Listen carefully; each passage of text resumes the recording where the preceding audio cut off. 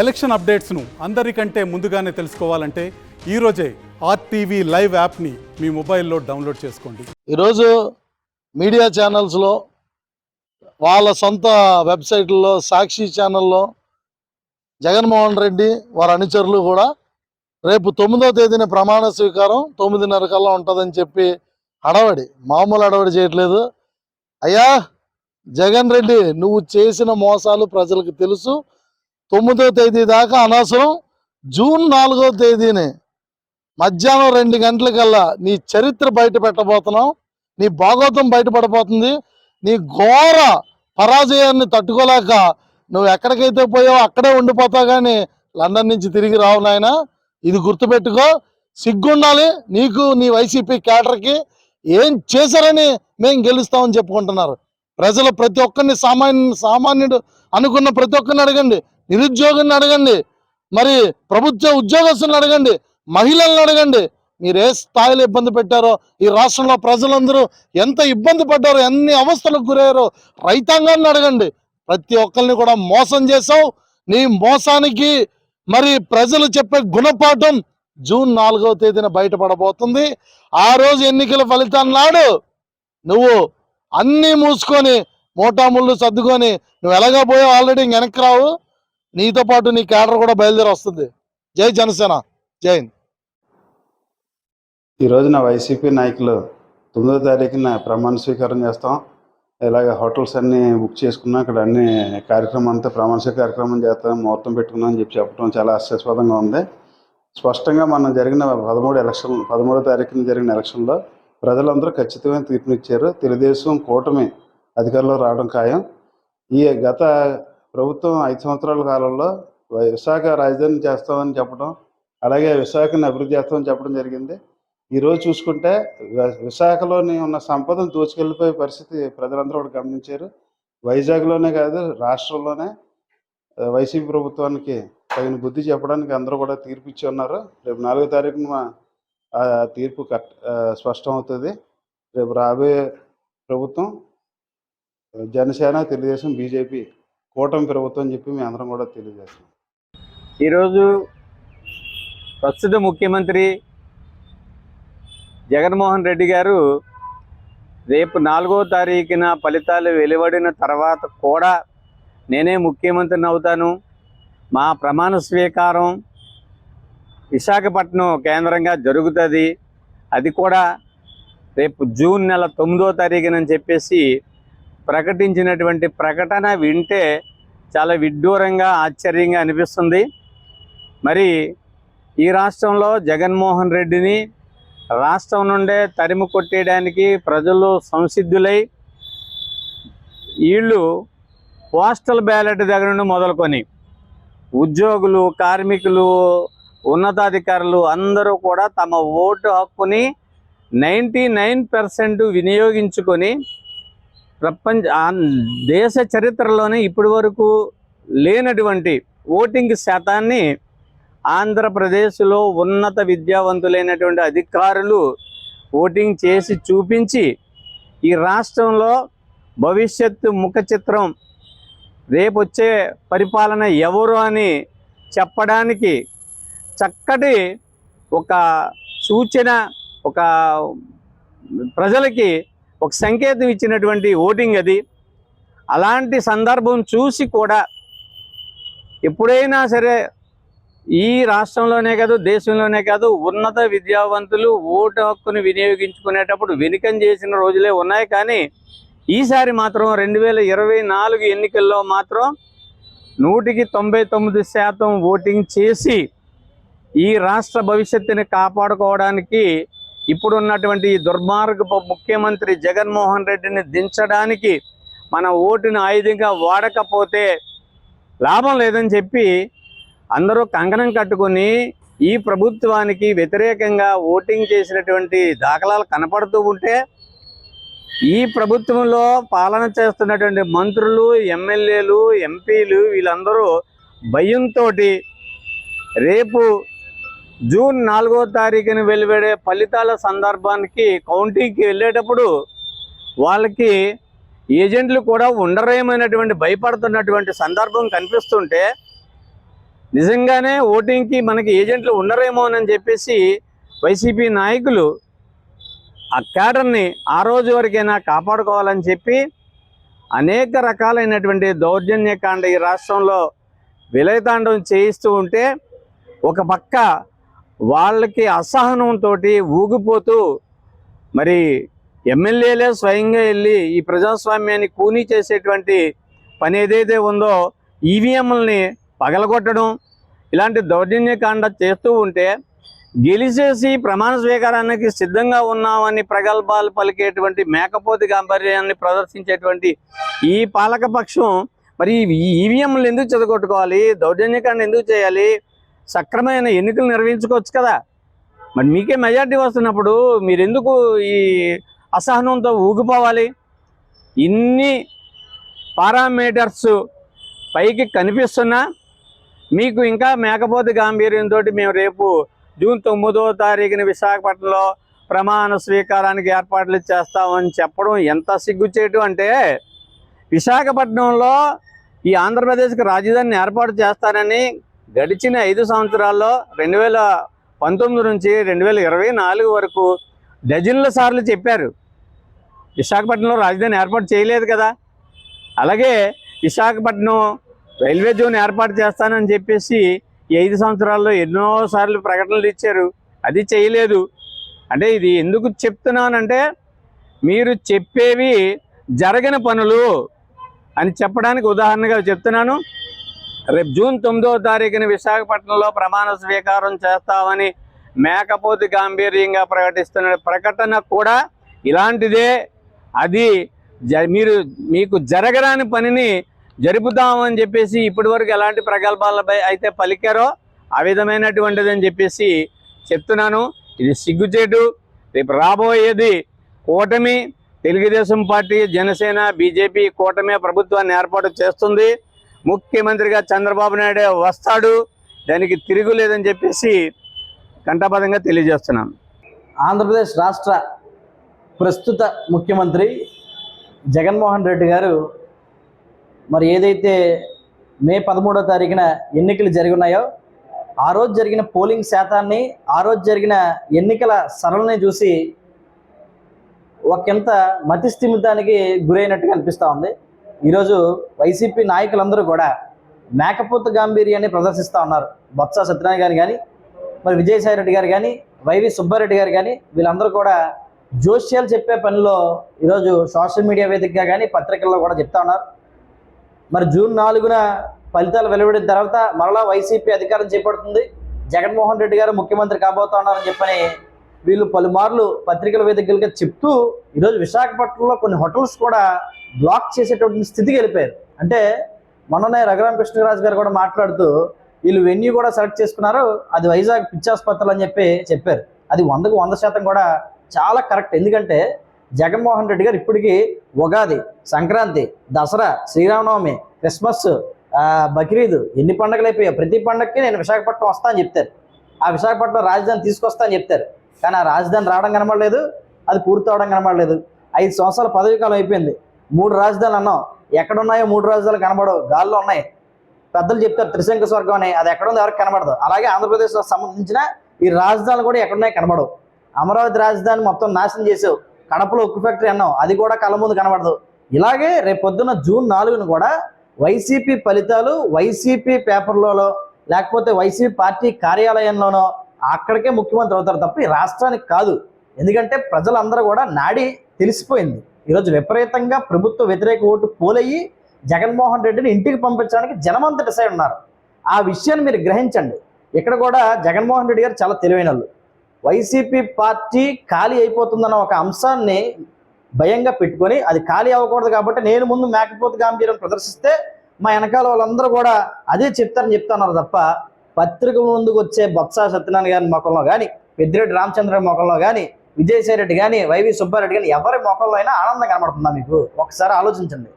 ప్రతి ఒక్కరి ముఖం కూడా బేలగా చాలా దీనంగా ఉండి అధికారానికి దూరం అయిపోతున్నాం అని చెప్పి వాళ్ళకి కూడా ప్రస్ఫుటంగా తెలిసింది.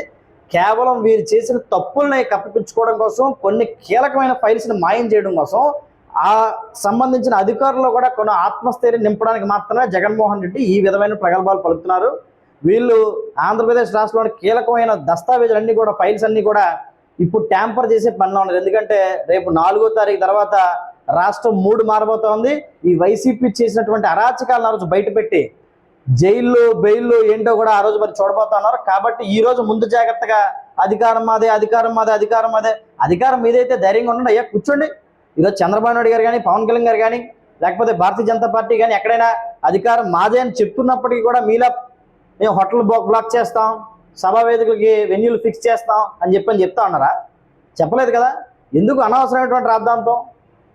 మీరే ఈవీఎంలు పగలగొట్టి మళ్ళీ మీరే ఈవీఎం వీడియో బయటపెట్టడం తప్పు అంటారు.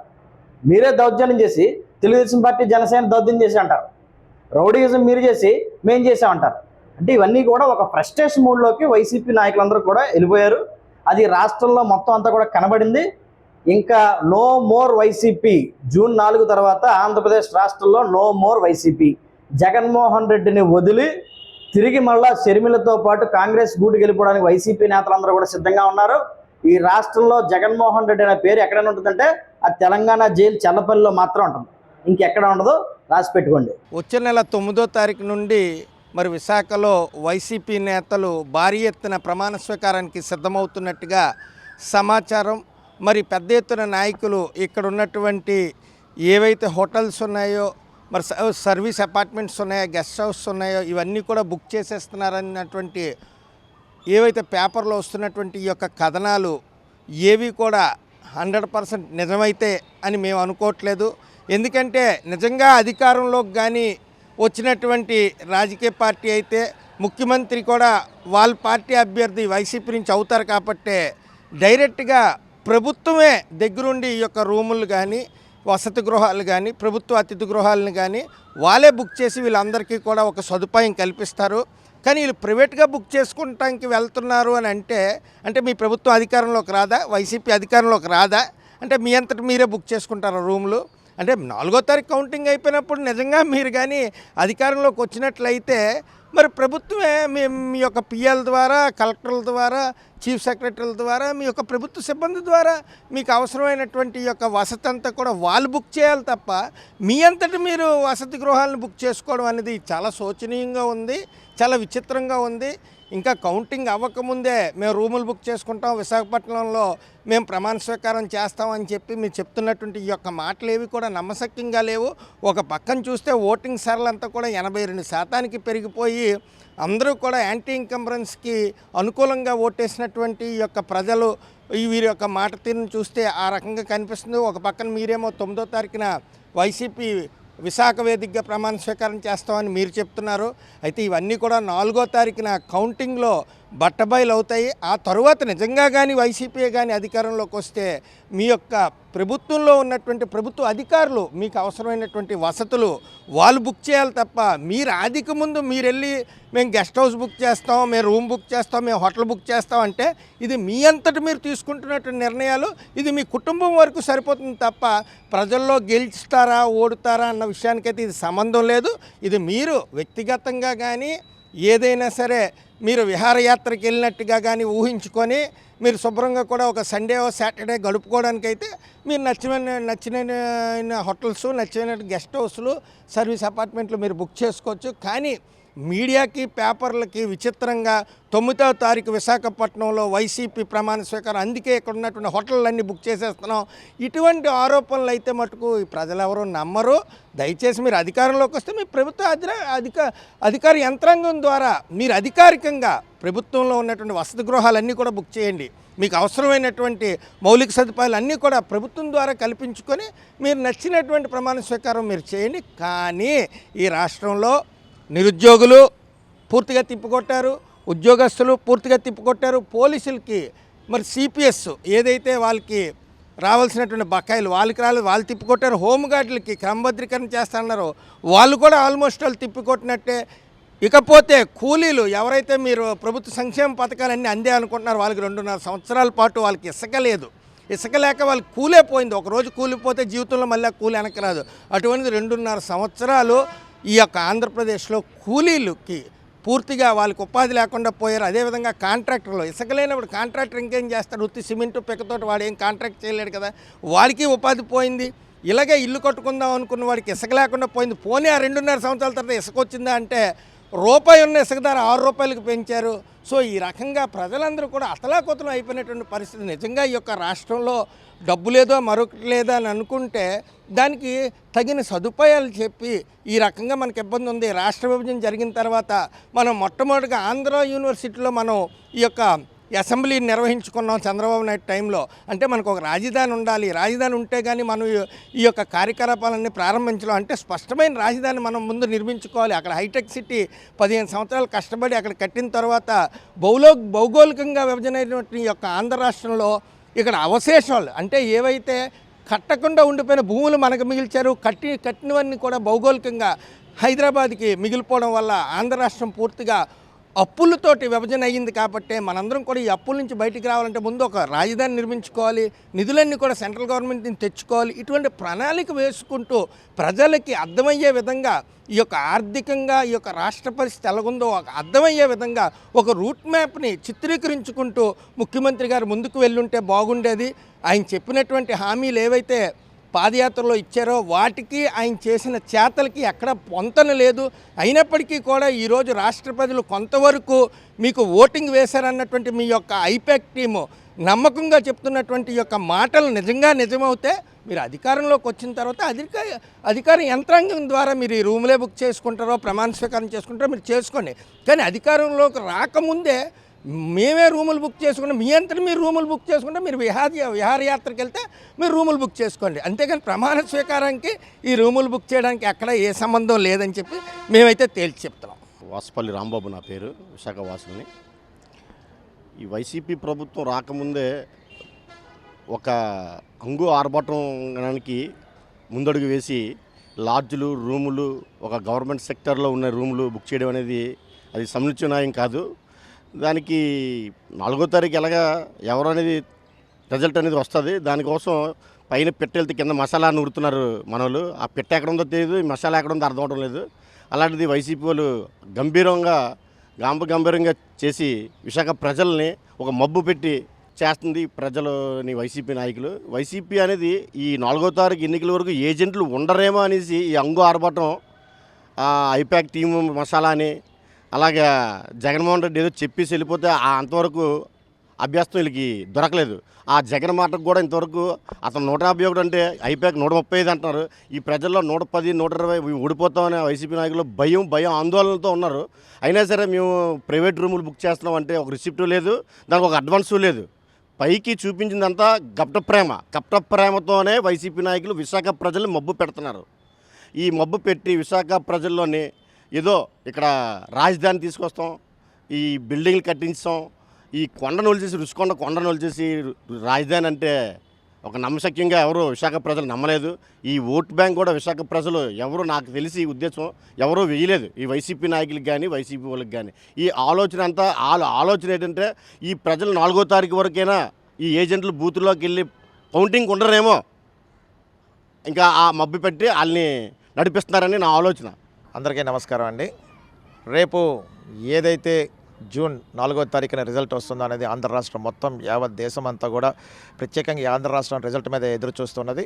ముఖ్యంగా ప్రజలందరూ కూడా ఒక మార్పు కోరుకునే విధంగా ఎన్నడూ లేనటువంటి విధంగా ముఖ్యంగా ఈ ఓటింగ్ శాతం అనేది 74% అనేది విశాఖపట్నంలో ఆంధ్ర రాష్ట్రం మొత్తం కూడా ఎంతోమంది ఓటర్స్ అందరూ కూడా పొద్దున్నుంచి రావడం అనేది కొత్తలో మార్పు తీసుకురావాలని చెప్పేసి రాష్ట్ర ప్రభుత్వాన్ని మార్చాలని చెప్పేసి ఒక అత్యుత్సాహంతో ఒక ఆశాభావంతో అందరూ కూడా వచ్చి ఓటేయడం అనేది జరిగింది. అందులో ముఖ్యంగా ఇప్పుడున్నటువంటి పరిస్థితుల్లో అయితే కనుక ఆంధ్ర రాష్ట్ర ప్రభుత్వంలో మళ్ళీ కొత్త ప్రభుత్వం, కూటమి ప్రభుత్వం, ఎన్డీఏ ప్రభుత్వం వస్తుందని చెప్పేసిన ప్రజలందరికీ కూడా ఆశ అనేది ఉంది.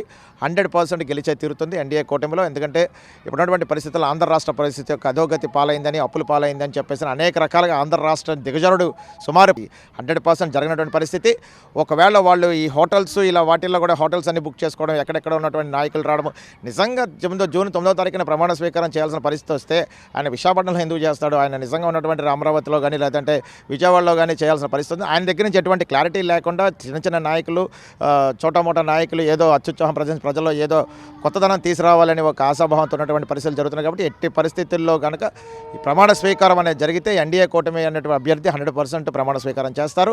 ఇప్పుడు మాకు ఈ హోటల్స్ ఇవన్నీ బుక్ అయ్యి జగన్ రెడ్డి ప్రమాణ స్వీకారం అంటే మాకు కొత్తగా ఒక ఆలోచన అనేది మాకు అనుమానాలు రేకెత్తిస్తున్నాయి. ఎందుకంటే ఆ పోలింగ్ రోజు ఏమైనా కొత్త వ్యక్తులు వచ్చి హోటల్స్లో ఉండి వాళ్ళు ఏమైనా అలజడి సృష్టిస్తారా, లేదంటే కొత్తవి ఏమైనా సరే ఈ యొక్క శాంతి భద్రతలకు ఏమైనా సరే భంగం కలుగుతుందని చెప్పేసి అనుమానాలు ఉన్నాయి. దీని మీద సిపి గారి దృష్టి కేంద్రీకరించాలని, నిజంగా వీళ్ళు ఈ రాజధాని యొక్క ప్రమాణ స్వీకారం కోసం అనుకుంటున్నారా, లేకపోతే జగన్మోహన్ రెడ్డి ప్రమాణ స్వీకారం అనుకుంటున్నారా, లేకపోతే కొత్త కూటమికి ప్రమాణ స్వీకారం అనుకుంటారు, ఇవన్నీ కూడా ఒక సిపి ప్రభుత్వం ఒక ప్రత్యేకమైన దృష్టి సారించి హోటల్స్లో ప్రత్యేకమైన దృష్టి సారించాలని చెప్పేసి అని కోరుకుంటాం. జై హింద్, జై భారత్. మరిన్ని వీడియోస్ కోసం ఛానల్ ని సబ్స్క్రైబ్ చేయండి, లేటెస్ట్ అప్డేట్స్ కోసం వాట్సాప్ ఛానల్ ని ఫాలో చేయండి అండ్ లింక్ డిస్క్రిప్షన్ లో ఉంది.